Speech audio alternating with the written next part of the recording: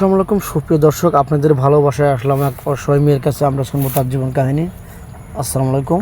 ওয়ালাইকুম আসসালাম। আসসালামু আলাইকুম। ওয়ালাইকুম আসসালাম। তুমি কেমন আছো? জি আলহামদুলিল্লাহ ভালো আছি। আপনারা কেমন আছেন? আল্লাহ তাআলা খুবই ভালো রাখছে। তোমার নামটা কি জানতে পারি? আমার নাম হচ্ছে রিয়ামণি। রিয়ামণি। জি। দেশের বাড়ি কোথায়? দেশের বাড়ি হচ্ছে সিলেট। সিলেট। জি। হবিগঞ্জ না সুনামগঞ্জ? না, হবিগঞ্জ। হবিগঞ্জ। তোমার ফ্যামিলিতে কে কে আছেন? আমার ফ্যামিলিতে আমার মা নেই, আমার বাবা আছে। আচ্ছা, তোমার আম্মু কি হয়েছিল?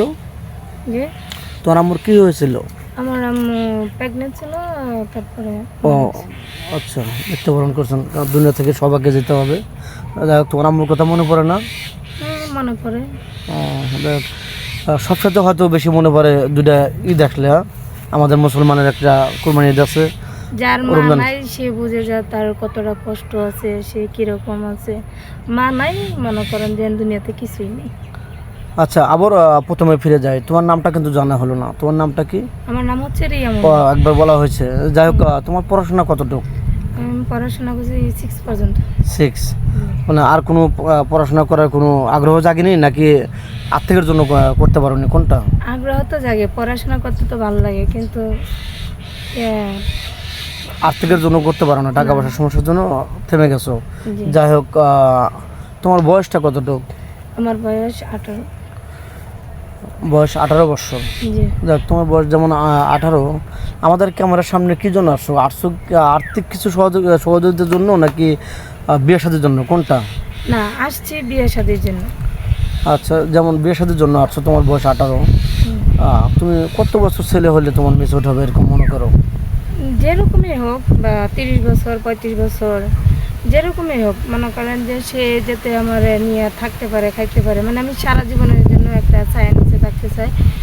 বয়স্ক হলেও চলবো, সে শুধু মানে আমার খেয়াল রাখবো, আমার ফ্যামিলির একটু দেখবো।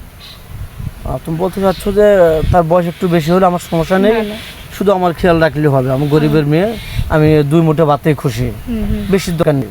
শুধু আমাকে ভালো রাখলে হবে, আর সে ভালো হলে চলবে। এই তো বলতে চাচ্ছ নাকি? তো যাই হোক, তোমার প্রবাস থেকে কোনো ভাই তোমাকে বিয়ে করতে চায়, যেহেতু ভিডিও পাবলিক হচ্ছে, সব জায়গা থেকে দেখছে, দেশ প্রবাস থেকে দেখছে, কোনো প্রবাসী ভাই তোমাকে বিয়ে করে ওই যে প্রবাসী নিয়ে যেতে চায়, তোমার কোনো আপত্তি বা এরকম বাধাবিঘ্ন আছে? না না, আমার কোনো আপত্তি নেই। তোমার ফ্যামিলি থেকে আবার না করবেন না তো, বাইরে যেতে দেবো না? না না, কেউ না করবে না। আচ্ছা, যাই হোক, তুমি তো মুসলমান, তুমি নামাজ কালাম কি পড়ো? হ্যাঁ, নামাজ পড়ি।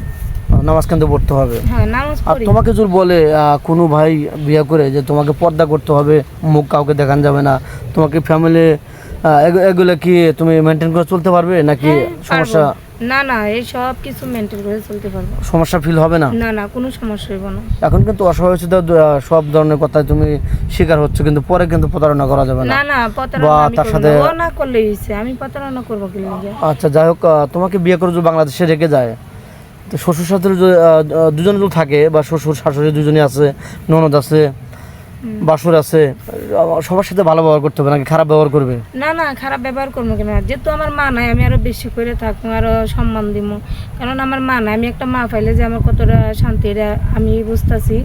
যাদের মা নাই তারাই বুঝে যে মার যে কি যন্ত্রণা। আমিও চাই এরকমই যে একটা মা পাই, যাতে মা ডাকতে পারি, যাতে আমারও সন্তানের মতন দেখে, আমিও তারে মায়ের মতন দেখবো, এরকমই। আচ্ছা, ঠিক আছে, স্ক্রিপ্টটা বাড়াতে চাচ্ছি না। তোমার ফোন নাম্বারটা আমাদের স্ক্রিনে দিয়ে দাও। ফোন নাই, আমি ফোন চালাই না। ফোন চালাবো গেতে, খাইতেই পাই না ঠিক মতো। তোমার ফোন নেই? না না, আমার কোনো ফোন নেই। দর্শক বন্ধু শুনতে পারলেন, মেয়েটার কোনো ফোন নেই। আমাদের নাম্বার দেওয়া থাকবে, কেউ ভিডিও কল দেবেন না, দয়া করে কেউ ভিডিও কল দেবেন না, অডিও কল দেবেন। ভিডিও কল দিলে ব্লক করতে বাধ্য হবো। ভালো থাকবেন, সুস্থ থাকবেন, এই বলে শেষ করে দিচ্ছি। আল্লাহ হাফেজ।